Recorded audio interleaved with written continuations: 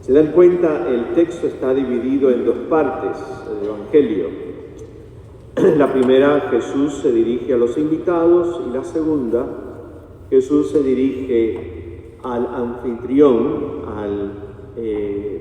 al jefe de los fariseos, que lo había invitado a comer un sábado. Significa que esta comida tiene que haber sido después de la puesta del sol, y es la comida principal de la semana para una familia judía, la comida del Shabbat, la comida del sábado en la noche, cuando ya el Shabbat termina. Durante esas 24 horas entre la puesta del sol del viernes y la puesta del sol del sábado, una familia judía, incluso hoy en día, no cocina. Simplemente no se puede hacer ningún tipo de trabajo. Y cuando se pone el sol, ya el sábado en la tarde, entonces viene la gran comida del Shabbat, la comida del sábado en la noche. Así que esto tiene que haber sido una cena muy grande, muy importante, y es un banquete. Jesús es uno de los huéspedes a esta cena del Shabbat. Lo invita a un jefe de los fariseos, y yo cuando leo siempre este texto y algunos poquitos más donde Jesús va a comer a casa de un fariseo, me hago la pregunta siempre: ¿y por qué Jesús se meterá en la boca del lobo? Porque sabemos perfectamente por los evangelios que los enfrentamientos eran muy fuertes entre él y los fariseos. ¿Por qué Jesús aceptará ir a comer a la casa del jefe de un grupo de fariseos? El texto es muy descriptivo de lo que está pasando, ¿no? Lucas es un genio en eso, describe las cosas con bastante detalles, y dice que los invitados y posiblemente el jefe de los fariseos, el anfitrión, estaban mirando a Jesús con mucha atención. Esa es la traducción en inglés, lo miraban con mucha atención. En el texto en español dice los estaba espiando, mucho más que con mirar con atención. Le tenían todo el ojo echado a Jesús. Yo no sé si algunas veces has estado en una comida que te hayan invitado y tú no puedes contar los minutos hasta que se acabe la comida para irte corriendo para tu casa, porque hay incomodidad, te sientes que te están chequeando a ver qué dice el padre, le empiezan a hacer preguntas al cura para ver si cómo contesta, y tú dices: ¿para qué yo habría aceptado esto, Dios mío?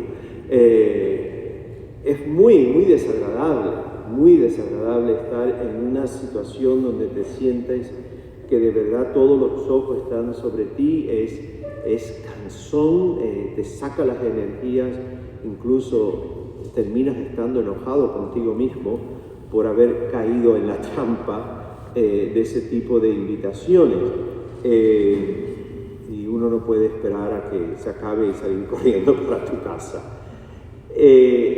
Lo que pasa aquí, yo creo, en este texto, que el jefe de los fariseos y los otros huéspedes, los otros invitados, no se dieron cuenta que igual que ellos estaban espiando a Jesús, Jesús los estaba espiando a ellos también.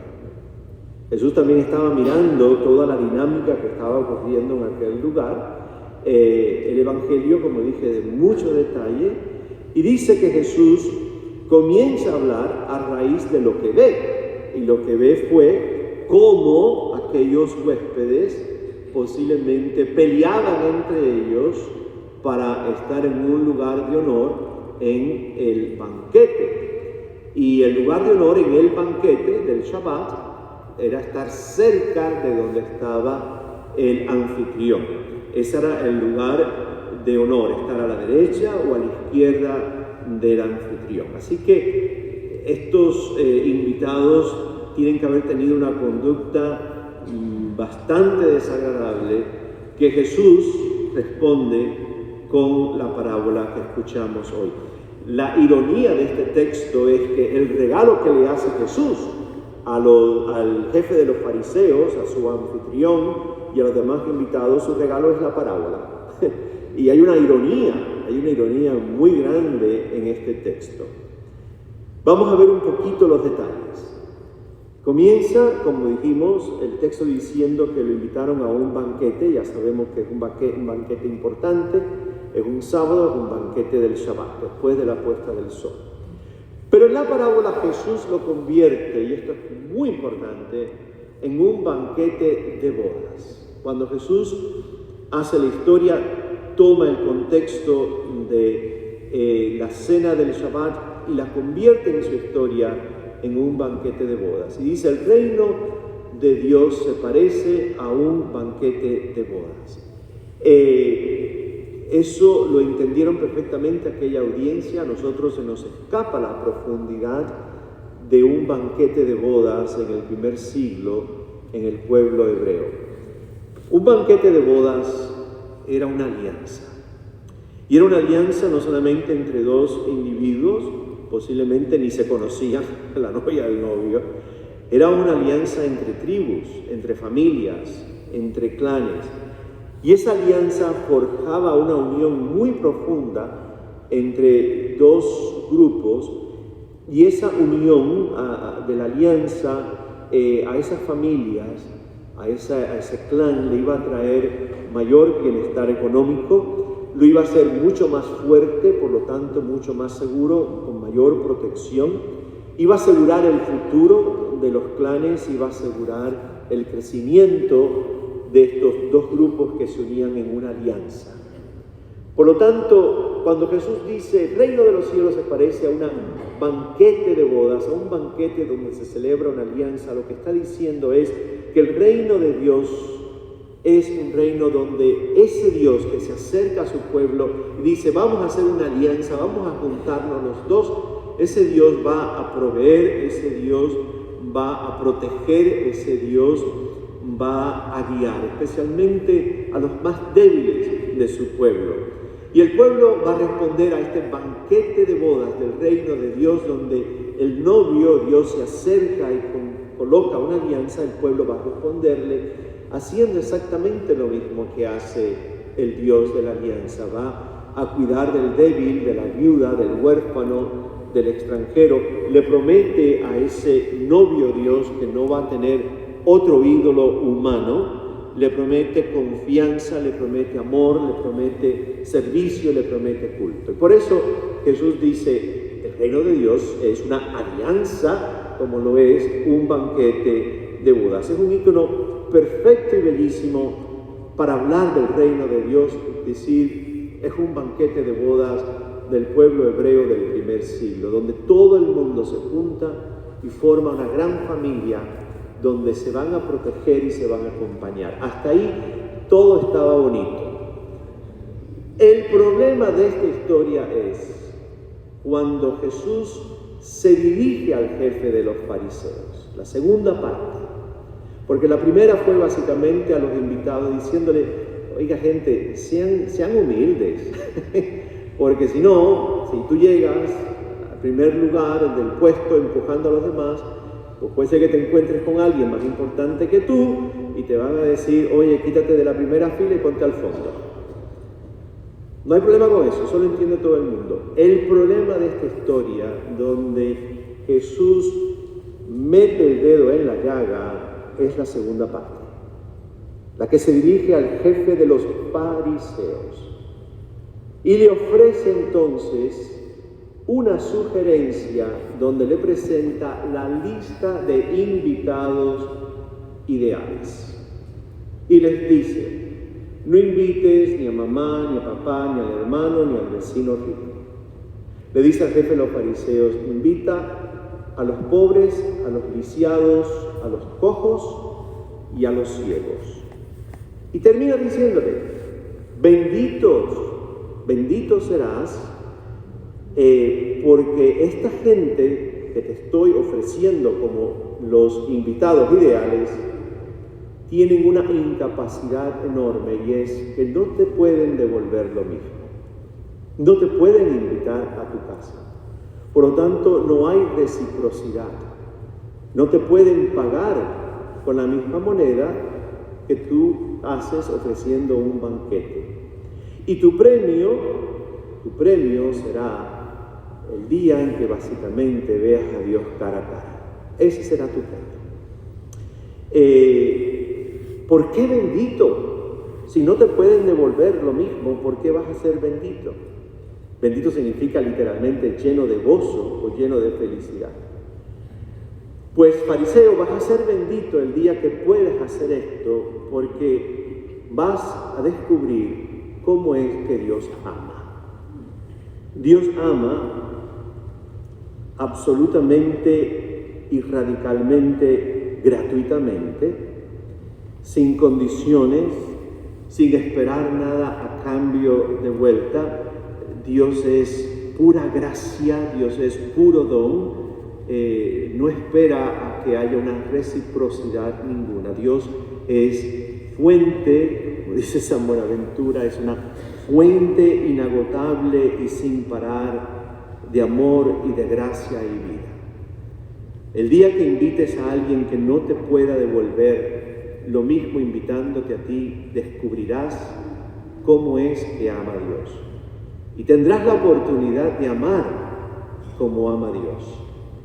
Que Dios ama simplemente porque decide amar, no porque el objeto de su amor sea más digno que otro o sea más amoroso que otros.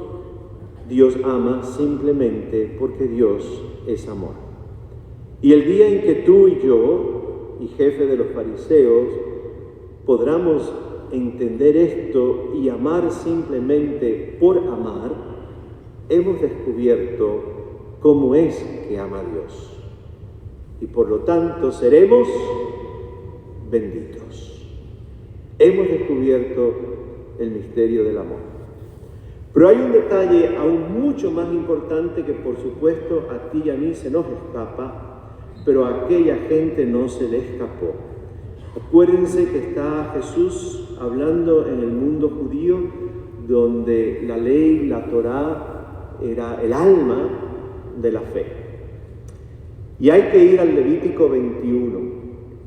Y en Levítico 21, capítulo 21 del libro del Levítico, dice que Dios le dijo a Moisés que le dijera a Aarón, jefe de aquel primer grupo naciente de sacerdotes cultuales en Israel, que le dijera que Dios decía que ninguna persona con ningún defecto físico se podía acercar a la cortina del Santo de los Santos, el lugar más sagrado en el templo, ni siquiera se podía acercar al altar de Dios, porque iba a desacrar el altar de Dios.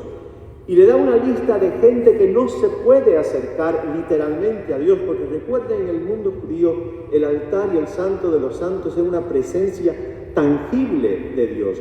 No se podían acercar a Dios, y le da la lista. Ni los cojos, ni los ciegos, ni ninguna persona desfigurada, ni ninguna persona deforme que fuera demasiado chiquita ni demasiado alta. Estamos fastidiados, creo que la mitad de la humanidad. Que no se podía acercar a nadie que tuviese un pie torcido o seco o una mano paralítica. Que no se podía acercar a Dios nadie que tuviese una herida o una postilla, que tuviese humor o que estuviese sangrando. Imagínense.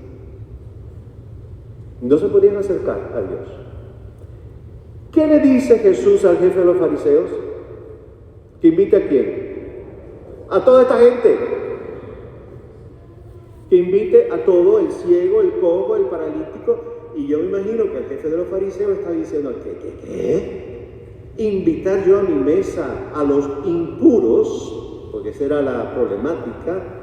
Invitar yo a mi mesa a los impuros, incluso aquellos que si se acercan al altar de Dios lo desacran. ¿Y qué le está diciendo Jesús al jefe de los fariseos? ¿Y qué nos está diciendo a nosotros Jesús hoy en la iglesia? Pues Jesús nos está diciendo hoy lo mismo que le dijo al fariseo, que en el reino de Dios nadie es excluido, que en el reino de Dios nadie es indigno, que en el reino de Dios nadie es rechazado, Porque al final del día, si vamos a aplicar la línea de la humildad, que es la primera parte del texto de hoy, tenemos que reconocer todos, absolutamente todos, como gente con defecto y con nuestras propias impurezas. Y nadie se salva. Todos tenemos nuestras historias. Y nadie se salva de eso. Por lo tanto, Jesús les recuerda al jefe de los fariseos y nos recuerda a nosotros que quien nos hace dignos es Dios, que es el amor divino de Dios, gratuito y libre, el que nos hace puros. Que nadie llega a desacrar nada de Dios, porque la gracia de Dios está por encima de todo esto.